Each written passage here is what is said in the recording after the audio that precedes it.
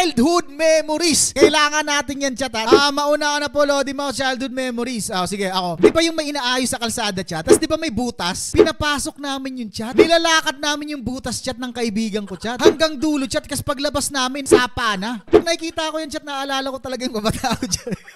Nagpaanod sa baha ng sapa. Sakay ng ref na... Ay, oo! Naalala ko yan, chat. Totoo na yung sinabi ni Cebu Thunder. Alam niyo yung mga ref na sira? Picnic sa bakanting lote. Bibili sa 7-Eleven. Tamang juice tapos sofilok. Hihiga ka sa bubong ng sirang sasakyan. Good memories. Naalala niyo pa ba, chat, nung kabataan niyo, chat? Mga kaibigan niyo, nag-iipon na kayo ng karton. Diba? Kasi higaan niyo lang doon sa mga damu-damuhan, no? Pag may bakanting lote, nandun na kayo. No? Feeling niyo talaga nagpi-picnic na kayo, chat. Nakakabalik bata talaga, chat. Memories ko, dati, bata ako, sobrang adi ko sa kabal. Nagbenta ako ng tanso at yero para lang makapaglaro lang. Totoo! Pag nababasa ko to ngayon, mga sinasabi nyo, parang bumabalik sa akin, hindi lang pala ako yung ganun. Tapos, yung bibili kayo ng sagot gulaman, tapos magsusumpitan kayo ng sago. Oo! Tama, tama. Totoo rin yun. Yung tipong kuya padagdag ng sago, ha? Diba? Kasi pag uuwi ka, chat, yung likod mo punong-puno ng sago.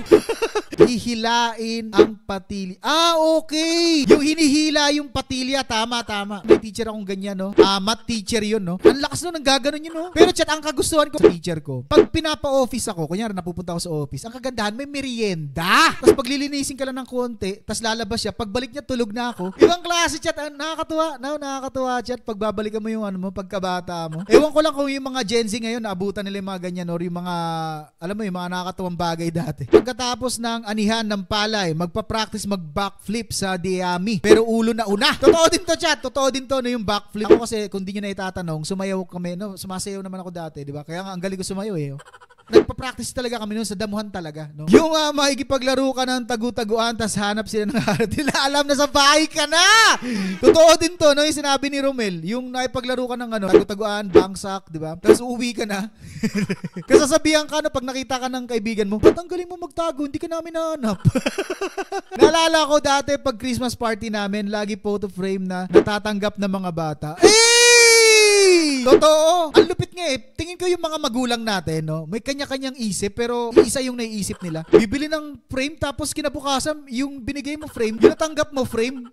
Minsan ko hindi frame, yung towel. Chinelas Rambo. Ay, tama. Sabi ni CJ7, no? Tama, chat. Yung chinelas na Rambo. No, napaka-paborito namin yan, chat. Alam niyo yung pawil, yung binabato yung chinelas. Yung Rambo kasi, chat, ang ganda kasi niyan, no? Ang angat kasi niya ng konti. So, kung i-snipein mo yan, chat, no? Kasi babatuin mong ganun, talagang maganda pag tinamaan, ang layo ng talsik. Pagka hinagis mo ganun, text pati pato. Tama, no? Sabi ni CJ. Text pati pato, pati panabla, pati pananggulo. Bet ko na. Nagdala ng flower base sa school. Tama, nagdala ng flower base na yung mga project daw, something. Nagdala kayo ng paso, sabi, ganun. Tapos makikita mo yung paso na sa teacher mo na. Sticker or pogs, lastiko or goma, jolen or holen, tirador, sarsa, or tansan. Yan. Pag di mo naranasan yan, di ka naging bata. Tama!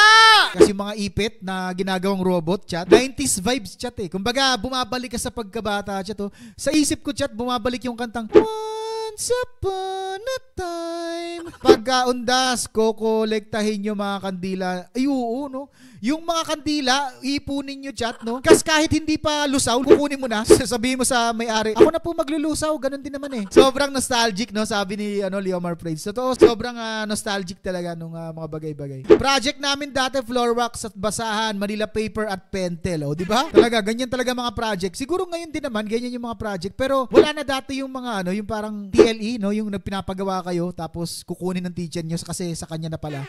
Di ba? Sabihin ng teacher nyo, pag maganda yung gawa nyo, kukunin ko yan. At bibigyan ko kayo ng mataas na grade. Pero ang totoo, gusto niyang pagandahin yung gawa mo para makuha niya talaga. Iuuwi niya. Pag pumunta kayo sa bahay ng teacher mo, makikita mo, ma'am, akin to, Hindi, ako gumawa niyan.